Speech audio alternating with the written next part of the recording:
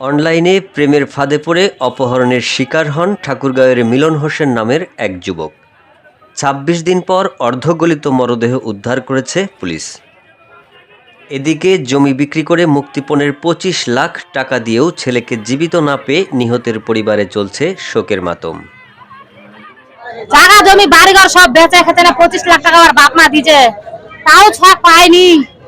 Last 25 lakh টাকা পয়সা দেয় তাও পাইনি কোনো। তারপর কোনো আমার আন্দোলন করলো তাও কোনো আইন প্রশাসন কোনো লেনি।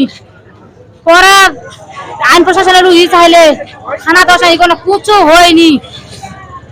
কাল রাত 2টার সময় খবর পানো যে আমার সকলে মারা ফেলেছে। লোকেশন চালু করছিল বলে লোকেশন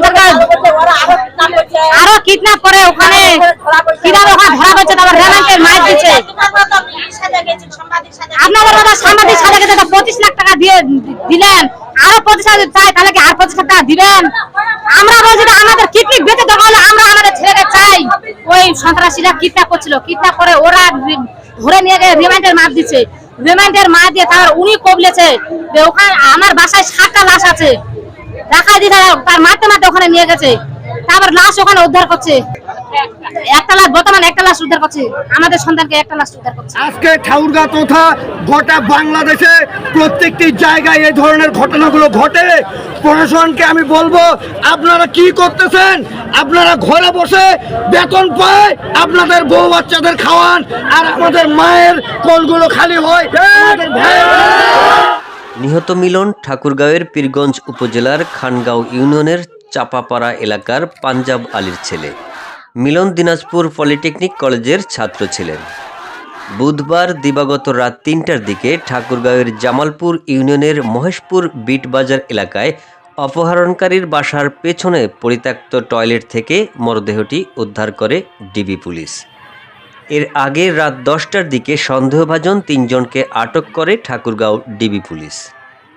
আটককৃতরা হলেন ঠাকুরগাঁও সদরের মহেশপুর বিটবাজার এলাকার মতিউর রহমানের ছেলে সিজান আলী আরাজি, পাইকপাড়া এলাকার সাইফুল ইসলামের ছেলে মুরাদ ও শালন্দার ইউনিয়নের শাহিনগড় তেলিপাড়া এলাকার আব্দুর রাজ্জাকের মেয়ে রত্না আক্তার রিভা। এ সময় মুরাদের হেফাজত থেকে 4,97,000 টাকা উদ্ধার করা হয়। এদিকে আজ দুপুরে মিলন হত্যাকারীদের ফাঁসির দাবিতে জেলা প্রশাসকের কার্যালয় ঘেরাও করেন এলাকাবাসী। পরে জেলা প্রশাসক ইশরাত ফারজানা মিলন হত্যায় জড়িত ব্যক্তিদের আইনের আওতায় এনে সুষ্ঠু বিচার করা হবে বলে স্বজনদের আশ্বাস করেন। ফাঁসির রায়টা তো আমি লিখবো না, আপনি লিখতে পারবেন। লিখবো একটা বিচার ব্যবস্থার মাধ্যমে তার বিচারটা কমপ্লিট হবে, তাই না? এই জায়গায় তো আমার যদি হাত থাকতো আমি এখানে তার এক কথা বলতে পারতাম যে আগামী 3 দিন আগে এটা করবো, কিন্তু আমার হাতে নাই। জি আমি এখন শুনতে যাচ্ছি এটা কার হাতে আছে শোনেন। আমাদের এখানে পোস্টমর্টেম করবে ডাক্তাররা, আমি তার সাথে কথা বলেছি, খুব অল্প সময় পোস্টমর্টেম করে ফেলবে, তারপরে বাসায় যাবে। আর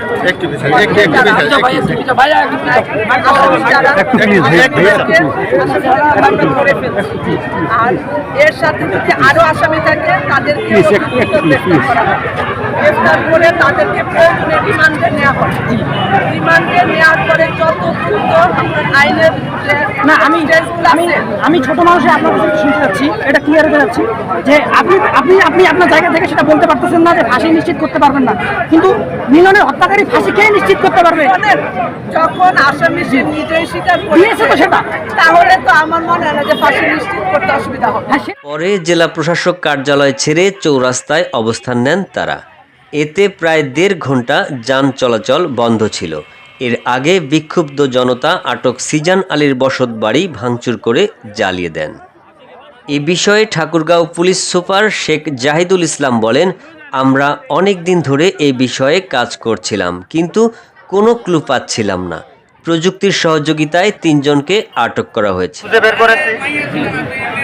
কয়জনকে অ্যারেস্ট করেছি? 2 জনকে করেছিলাম। পরবর্তীতে তাদের কথা অনুযায়ী আরো একজনকে অ্যারেস্ট করেছি। লাশ কোথায় ছিল আমরা জানতাম? জানি নাই।